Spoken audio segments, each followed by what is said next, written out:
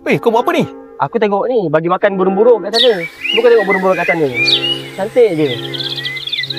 Diorang terbang bebas. Di mana diorang kat atas ni bebas. Kita kat bawah ni seolah-olah terperangkap dengan dunia kapitalis ni, kau tahu tak? Aku faham apa kau cakap ni.